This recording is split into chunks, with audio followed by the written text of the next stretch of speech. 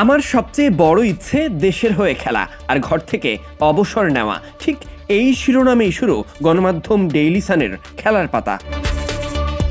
সাকিবকে নিয়ে ছিল বরাবরই ধোঁয়াশা, বড় ইস্যু জনমনে দাগ কাটা। কারণ জুলাই বিপ্লবের সময় দেশের সবচেয়ে বড় সুপারস্টারের হাত গুটিয়ে বসে থাকা, একই সময় খুশির মুহূর্ত পোস্ট করা, তাতেই ক্ষিপ্ত জনতা দেশের ক্রিকেটের পোস্টার বয়ের পোস্টারটা মনের ওয়াল থেকে সরিয়ে নেয়। তবে এবার উত্তর মিলেছে ছাত্র বিক্ষোভের সময় সাফারি পার্কে ভাইরাল হওয়া পোস্ট ইস্যুতে।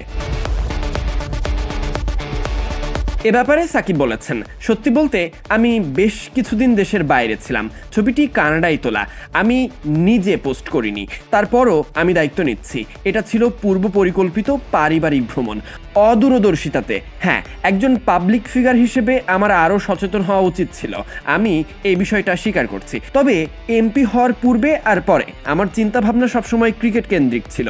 আমি কখনো রাজনীতিতে জড়ানোর নির্দেশ পাইনি, বরং আমাকে বলা হতো শুধু ক্রিকেট খেলো। এ কারণেই আমি মনোযোগ দিই ক্রিকেটে। ডেইলি সানের ওই ইন্টারভিউতে আরো অনেক ব্যাপার ফুটে উঠেছে। সাকিবের খেলতে চাওয়া, অবসর নেওয়া, যদি সুযোগ আসে তাহলে আরো কয়েক ম্যাচ, কয়েক সিরিজ কিংবা কয়েক বছরের জন্য খেলতে পারেন বিশ্বসেরা অলরাউন্ডার। তার সবচেয়ে বড় ইচ্ছে দেশের হয়ে খেলা, এখান থেকে অবসর নেওয়া। এজন্য তিনি অনেক কিছুই করেছেন।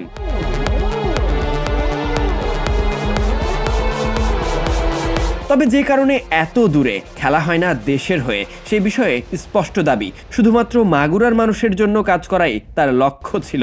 এ কারণেই রাজনীতির সঙ্গে জড়ানো। সাকিব মানেই কারো কাছে আবেগ, কারো কাছে বিবেক, কারো কাছে মাঠের অনুপ্রেরণা। তবে ক্রিকেটার সাকিব হয়েই থাকতে চেয়েছেন এই অলরাউন্ডার। মাঝে মাগুরার মানুষের পাশে থাকাই ছিল মূল লক্ষ্য। তবে এক ঝড়ে সব এলোমেলো। Sadik Ahmed Sunny, BD ক্রিক time.